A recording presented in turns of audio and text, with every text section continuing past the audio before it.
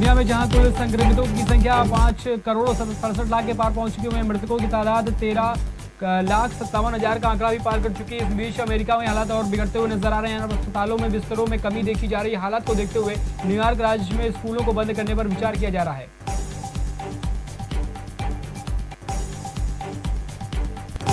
7वीं लोकसभा में अभी तक जितने भी सत्र शुरू हुए उससे प्रधानमंत्री नरेंद्र मोदी के हिस्से केवल एक सवाल आया, जबकि यह सवाल ऐसा था कि जिसे प्रधानमंत्री के नाम से संबोधित करके पूछा गया था। लोकसभा सदस्य सुधीर गुप्ता ने गजानन कीर्तिकार और विद्युत चरण महंतों की नई समितियों का गठन करके सवाल किया था। हालांकि उस सवाल का जवाब प्रधानमंत्री कार्यालय में राज्य मंत्री डॉक्टर जितेंद्र सिंह ने दिया था।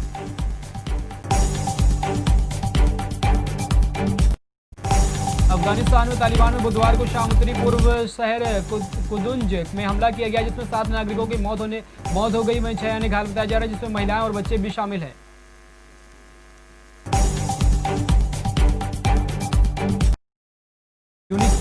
यूनिसेफ ने जल्दी वैक्सीन उपलब्ध होने का वायदा किया। आपको बता दें कि रिपोर्ट में पूरी एक पीढ़ी का भविष्य खतरे में नजर आ रहा था, जहां पर चेतावनी दी गई कि संयुक्त राष्ट्र में बच्चों के लिए काम करने वाली एक इकाई का मानना है कि बच्चों के लिए खतरा घटने के बजाय बढ़ा है, क्योंकि विश्व महामारी के कारण होने वाली आर्थिक गिरावट से जूझ रहा है।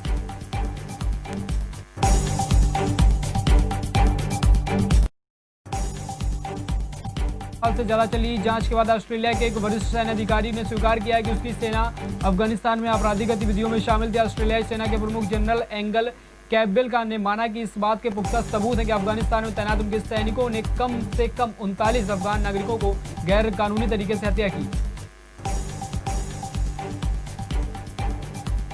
देश में कोरोना वायरस के दैनिक मामलों में एक बार फिर से वृद्धि दर्ज की जा रही है। हाल के दिनों में कोरोना मामलों में गिरावट हुई थी, लेकिन एक बार फिर से वृद्धि दर्ज की जा रही है। पिछले 24 घंटे में वायरस की चपेट में 45,882 लोग आए हैं। इसमें देश में संक्रमितों की संख्या 90 लाख के आंकड़े को पार कर चुकी है।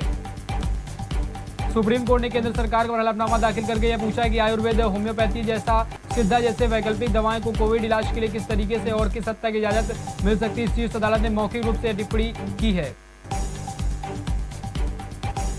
कर्नाटक सरकार के हुबली रेलवे स्टेशन का नाम बदल दिया गया है। रेलवे स्टेशन का नाम बदलकर सरकार की ओर से अधिसूचना जारी की गई है। यह स्टेशन अब सिद्धारूढ़ा स्वामी जी रेलवे स्टेशन हुबली के नाम से जाना जाएगा। सिद्धारूढ़ा स्वामी के अनुयायी लंबे समय से हुबली स्टेशन का नाम बदलने की कवायद के लिए जोरों शोरों पर लगे थे। महाराष्ट्र के मुख्यमंत्री उद्धव ठाकरे ने अपने चुनावी हलफनामे में संपत्तियों का खुलासा नहीं किया। बीजेपी नेता किरीट सोमैया ने पूछा है कि शिवसेना अध्यक्ष उद्धव ठाकरे की पत्नी रश्मि ठाकरे के नाम पर कर्जत की जमीन खरीदी गई थी, लेकिन चुनावी हलफनामे में इसका जिक्र आखिर क्यों नहीं किया गया है। महाराष्ट्र में औरंगाबाद के गंगापुर तहसील में भाजपा विधायक प्रशांत बम सहित अन्य 15 लोगों के खिलाफ एफआईआर दर्ज की गई है। इन पर फर्जी कागज पत्र बनाकर गंगापुर शक्कर के कारखाने में 9 करोड़ रुपए से अधिक घोटाले करने का आरोप लगाया। बता दें कि भाजपा विधायक प्रशांत अभी भी गिरफ्तार नहीं किए गए हैं। दिल्ली की तरह अहमदाबाद में भी कोरोना वायरस के मामले लगातार बढ़ते हुए नजर आ रहे हैं। देखते हुए आपको बता दें गुजरात सरकार ने फैसला लिया कि 20 नवंबर से 23 नवंबर तक अहमदाबाद में रोजाना 9 बजे से सुबह 7 बजे तक कर्फ्यू लगा रहेगा। देश की सबसे पुरानी राजनीति पार्टी कांग्रेस ने अपने पार्टी के अध्यक्ष को चुनने में एक बड़ा और ऐतिहासिक कदम उठाने जा रही है। दरअसल भारतीय राष्ट्रीय कांग्रेस पार्टी ने अपना अध्यक्ष चुनने के लिए ऑनलाइन वोटिंग कराएगी। इसके लिए कांग्रेस के प्रतिनिधियों को जल्द ही डिजिटल वोटर कार्ड जारी कर दिए जाएंगे। लोजपा नेता रामविलास पासवान के निधन के बाद खाली हुई राज्यसभा सीट में 14 दिसंबर को उपचुनाव होगा, जहां पर पासवान ने 8 अक्टूबर को निधन हो गया था। वहीं चुनाव आयोग ने कहा कि बिहार में उच्च सदन में रहे सदस्य रहे पासवान के कार्यकाल अप्रैल 2024 में खत्म होना है। उपचुनाव की अधिसूचना 26 नवंबर को जारी कर दी जाएगी। सरकार के तमाम कदम उठाने के बाद देश में हाथ में मैला उठाने के बिना सुरक्षा उपकरणों के सीवर की सफाई करने का अभी तक काम बंद नहीं हुआ था। इसी कारण केंद्र सरकार ने 2 बड़े फैसलों किए, जिसमें सामाजिक न्याय मंत्रालय मशीन की सीवर सफाई का अनिवार्य बनाने के लिए कवायद शुरू कर दी है। उपभोक्ता का पैसा वापस करने के मामले में भारतीय प्रतिभूति व विनिमय बोर्ड ने सहारा प्रमुख सुब्रत राय के खिलाफ सुप्रीम कोर्ट में याचिका दाखिल की। इस याचिका में सहारा समूह का अध्यक्ष सुब्रत राय और उनकी 2 कंपनियों में $626 अरब 626 रुपए जमा करने का निर्देश दिया गया है। उत्तर प्रदेश के प्रतापगढ़ जिले में बारातियों से भरी बोलेरो ट्रक में जाकर घुस गई है। भीषण हादसे में बोलेरो सवार 6 बच्चों सहित 14 लोगों की मौके पर ही मौत हो गई। हादसे में मुख्यमंत्री योगी आदित्यनाथ ने दुख जताया है और सभी को 2-2 लाख रुपए मुआवजा देने की भी घोषणा की है।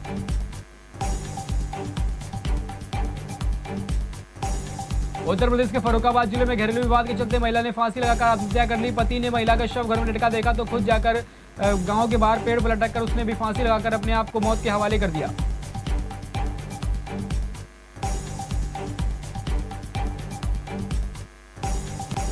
सर्द रातों में शहर में फुटपाथ पर बेसहारा ठिठुर रहे लोगों और नगर निगम के रैन बसेरे खाली पड़े। रात को रैन बसेरे का साथ ही फुटपाथ पर सोने वाले की पड़ताल। एमजी रोड पर फुटपाथों में कपड़े में सिमटे लोगों को का कहना था कि कोई भी आसरा नहीं मिलता है।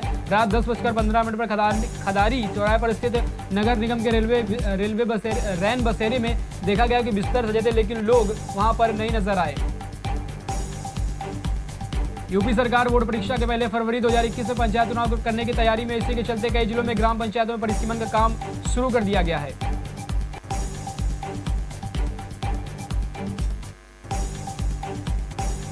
लफ्ज़ जिहाद के मामलों को लेकर योगी सरकार सख्त हो गई। योगी सरकार जल्दी इसके खिलाफ कानून लाने जा रही। सूत्रों के मुताबिक गृह विभाग ने प्रस्ताव तैयार कर शासन को भेज दिया है। हाल ही में सीएम योगी की लफ्ज़ जिहाद को लेकर सख्ती की बात कही गई थी। गौरतलब है कि प्रदेश में लफ्ज़ जिहाद के मामले लगातार बढ़ रहे थे, जिसके चलते इस तरीके का कदम उठाना बेहद ही जरूरी था।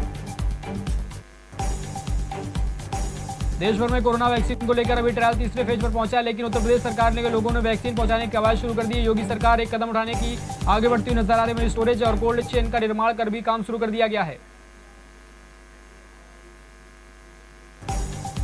ऑस्ट्रेलिया के पूर्व कप्तान रिकी पॉन्टिंग ने कहा है कि विराट को गैर मौजूदगी में टीम इंडिया को जवाबदेही बढ़ जाएगी। ऑस्ट्रेलिया पूर्व कप्तान रिकी पॉन्टिंग का मानना है कि 4 मैचों में टेस्ट सीरीज में पहले मैच के बाद भारतीय क्रिकेट टीम के कप्तान विराट कोहली अपने घर वापस लौट जाएंगे, और क्योंकि उनकी पत्नी अनुष्का प्रेग्नेंट है। मैच फिक्सिंग के आरोप में पहले ही निलंबन का सामना कर चुके श्रीलंका के पूर्व क्रिकेटर गेंदबाज और कोच नवाब जोयसा का स्वतंत्र पंचायत में अंतर्राष्ट्रीय क्रिकेट परिषद आईसीसी के भ्रष्टाचार रोधी संहिता के खिलाफ 3 अपराधों में दोषी पाया गया है। वैसे तो भारतीय टीम को ऑस्ट्रेलिया के दौरे पर एक दिवसीय श्रृंखला में भाग लेना है, लेकिन टीम इंडिया के धुरंधर टेस्ट सीरीज के जीतने में तैयारी करने में लगे हुए चोट के चलते T20 और वनडे सीरीज से रोहित शर्मा बेंगलुरु स्थित राष्ट्रीय क्रिकेट अकादमी से पसीना बहा रहा है, लेकिन उन्हें बाहर कर दिया गया। भारतीय रिजर्व बैंक ने कहा कि उसने एर्नाकुलम स्थित मुथ्यूड फाइनेंस पर 10 लाख रुपए का जुर्माना लगाया। यहां पर जुर्माना सोने के बदले कर्ज मामले में 5 लाख रुपए से अधिक कर्ज को लेकर ऋण अनुपात में कर्जदार पैन के प्रति लेने के लिए जारी दिशा निर्देश का अनुपालन नहीं करने को लेकर यह जुर्माना लगाया गया है। शुरुआती कारोबार में अमेरिकी डॉलर के मुकाबले भारतीय रुपए में मजबूती के साथ कारोबार दर्ज किया गया। आज शुरुआती कारोबार में अमेरिकी डॉलर के मुकाबले रुपया 12 पैसे की मजबूती के साथ उछाल में आया है। रिलायंस इंडस्ट्रीज ने दावा किया है कि उसने अपनी खुदरा इकाई में विदेशी निवेशकों को 10% हिस्सेदारी को बेचकर 47,265 करोड़ रुपए का जुटाने की प्रक्रिया शुरू कर ली है। वहीं पर आपको बता दें कि JIC, TPG और जनरल अटलांटिक के साथ सरकारी संपत्ति कोष मुबादला ADIA और PIF को बेची। रिलायंस ने एक बयान में कहा है। लक्ष्मी विलास बैंक के नवनियुक्त प्रशासक TN मनोहर ने बुधवार को कहा है कि बैंक में 20 लाख का जमाकर्ताओं का पैसा पूरी तरीके से सुरक्षित है। और आपको बता दें कि भारतीय रिजर्व बैंक ने केनरा बैंक के पूर्व गैर कार्यकारी चेयरमैन TN मनोहर को 94 साल पुराना लक्ष्मी विलास बैंक का प्रशासक नियुक्त किया गया है। अक्षरा सिंह की गिनती भोजपुरी सिनेमा के दिग्गज अभिनेत्रियों में से होती है। अनेक गाने के नाम पर बनवले रहियो सुहाग के गाने पर अक्षरा सिंह का सोमवार को आधिकारिक यूट्यूब चैनल पर रिलीज किया गया। रिलीज होते ही बनवले रहिए सुहाग गाना सोशल मीडिया पर तेजी से वायरल हो रहा है।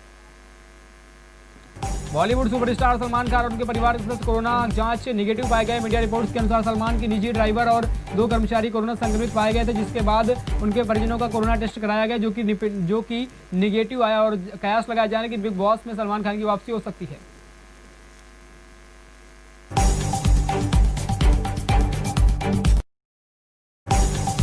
खबरें फटाफट में फिलहाल इतना ही। देश विदेश की तमाम छोटी और बड़ी खबरों के लिए देखते रहिए Bharat A to Z news.